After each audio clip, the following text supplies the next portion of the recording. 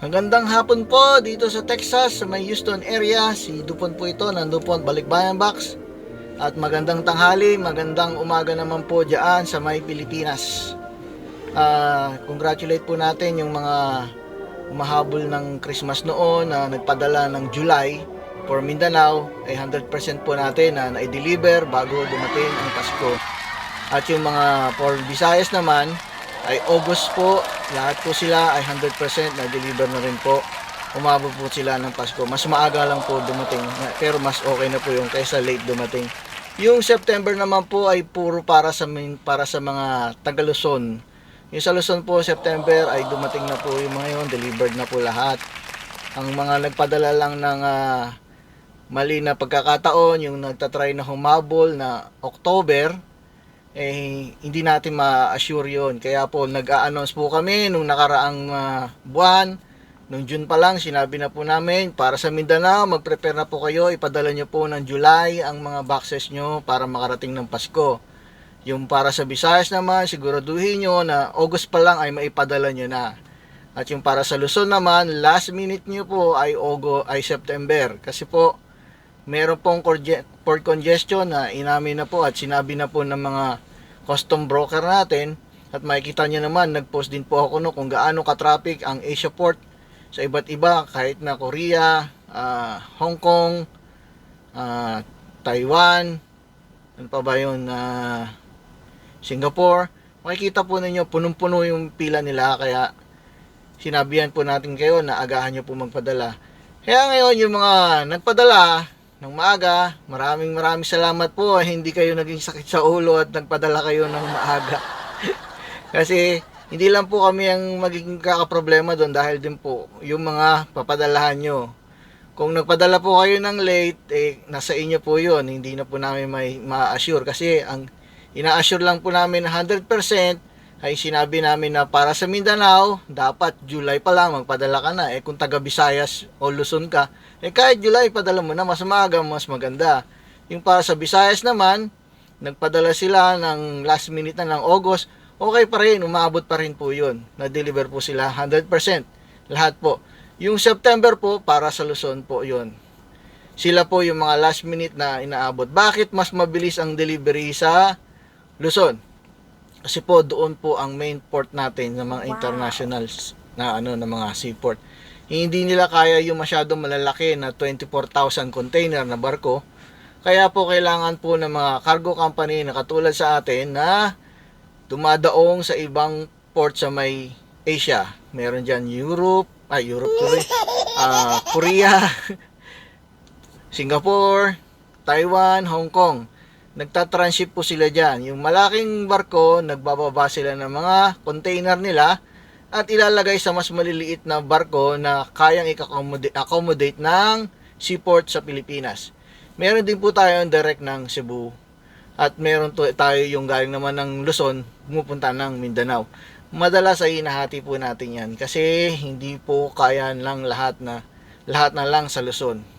Naubusan po tayo ng tao sa pagdi-deliver. Kaya kailangan meron tayo nagdi-deliver ng Visayas at meron nagdi-deliver sa Mindanao. At nagdagdag po tayo ng priority team this time, kaya mapapansin nyo po, kapag sinabi nyo pakibilisan, nangyayari na i-deliver, na irarush natin kasi po yung delivery team na yun. May dagdag kami na bayad sa kanila, pero hindi natin sila isinisingil yung bayad sa kanila. Hindi namin binabayad sa inyo. Yun na po ang pinakaregalo namin sa inyo para sa Pasko. Yung maparating ang box nyo, dahil nangako kami, lahat ng July, Mindanao dapat ma-deliver.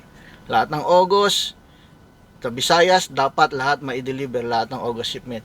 Lahat ng September, dapat ma-deliver ng Pasko, lahat ng Luzon. Ngayon, kung nagpadala po kayo ng October, sinabi na po namin yan, late for Christmas na po yan.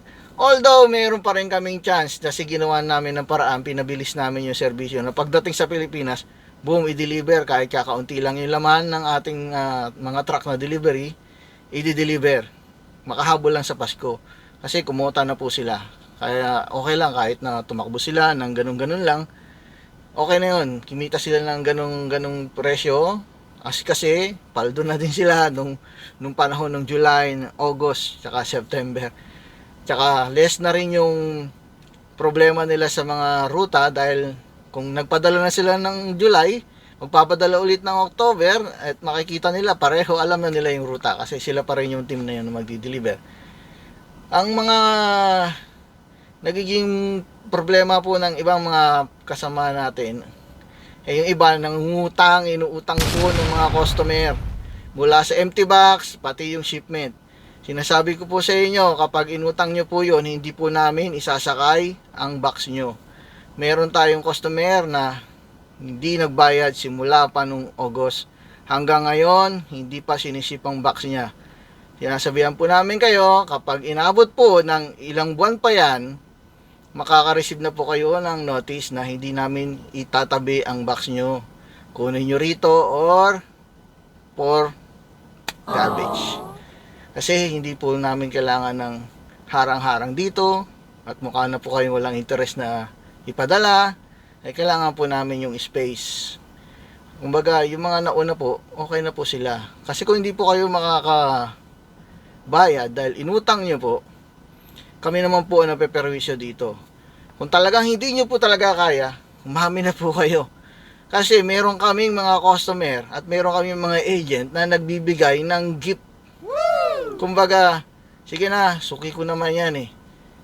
Subukan natin, ipadala natin, isa-isa lang. Kung marami siyang box na pinadala, isa-isa lang padadala natin. Para lang matapos na. Kasi alam namin, very bad ang economy itong nakaraan. At sana yung susunod na upo na presidente natin, maging maganda na ang economy. Alam namin, marami nahihirapan.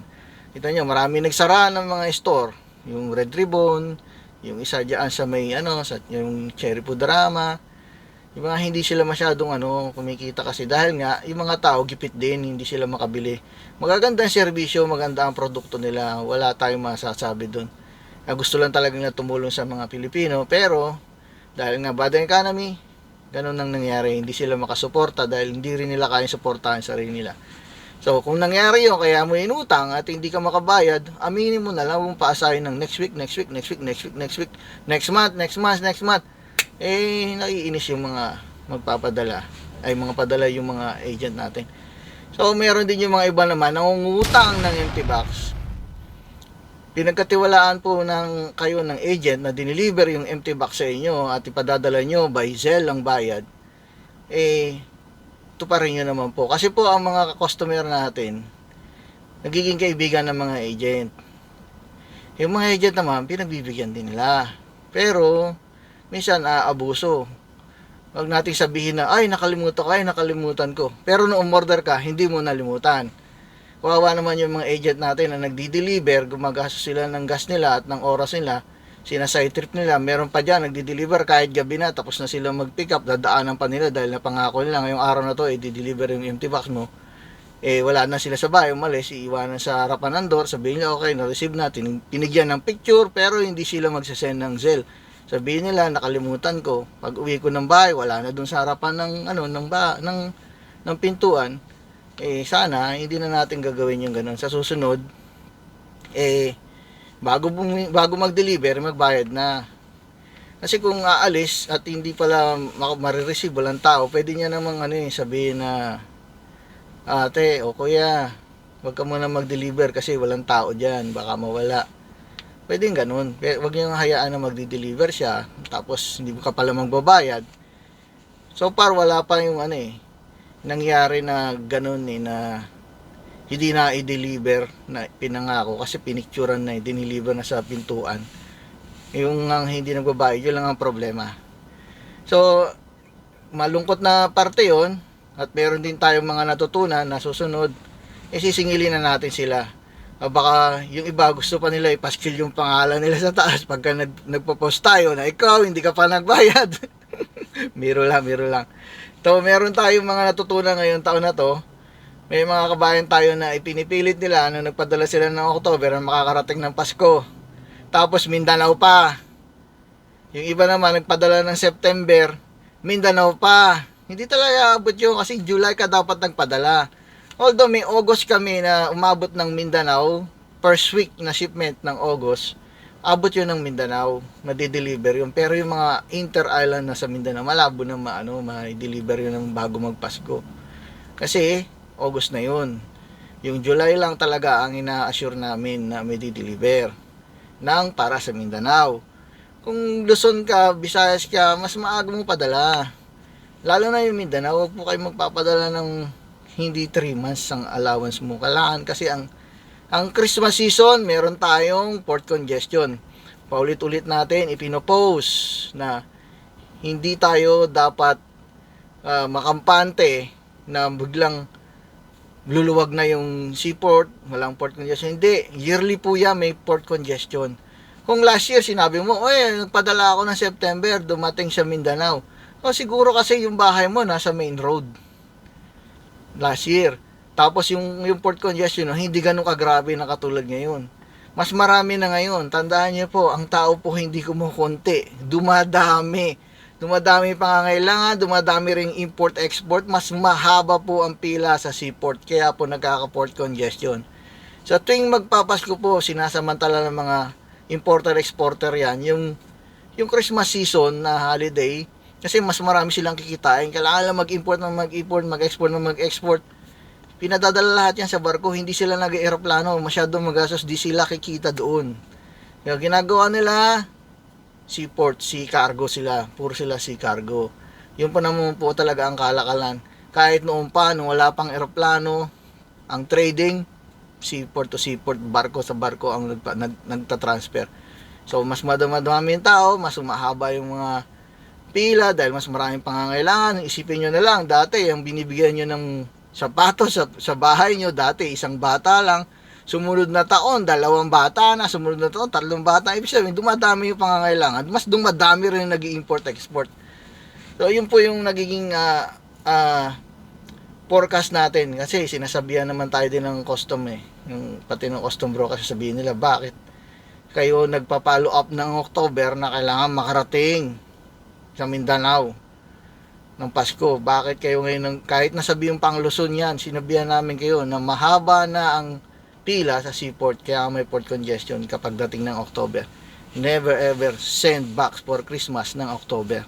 Actually, i-consider mo sana ng September. Pag September, padala mo first week, second week. Pag third week, fourth week, medyo kabahan ka na, baka hindi umabot ng Pasko.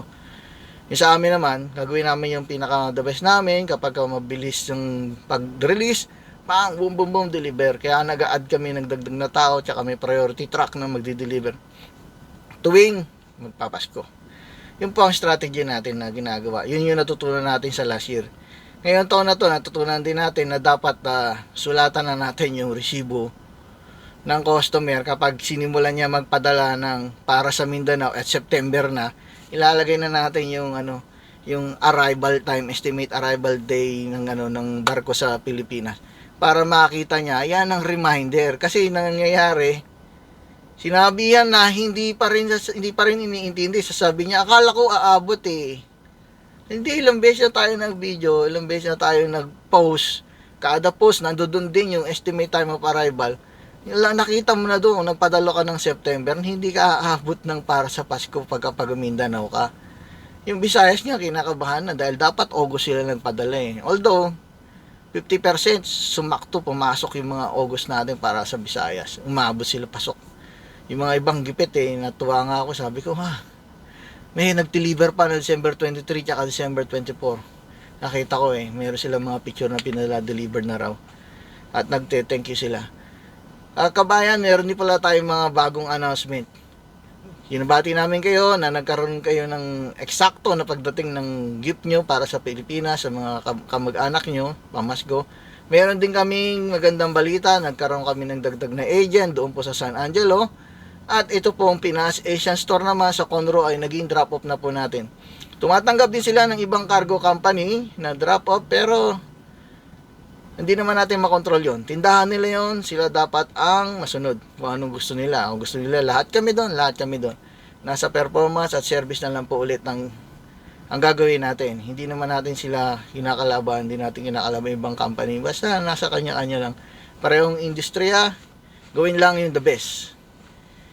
Yung ating bago na yon ay tinatanggap din nila ibang cargo company, may mga boxes din sila doon. So welcome sa kanila lahat, mababait naman sila. Pero hindi nila ini-store ang box sa may tindahan. Kapag pinigap, dinadala nila sa storing unit nila. So salamat po. At mahaba-haba na po ito. Yung ano po natin, meron tayo sa Perland, meron sa Conroe, at meron din tayong sa Katy, Tinda Filipino Store. Hanggang sa muli, si Dupont po ito ng Dupont Balikbayang Box. Merry Christmas and advance Happy New Year. Hanggang sa muli po. Magandang gabi. Magandang gabi na ba? Magandang hapon pa rin. Magandang umaga naman sa Pilipinas at magandang tanghali naman sa ibang lugar. Hanggang sa muli po. Dupont Balikbayang Box.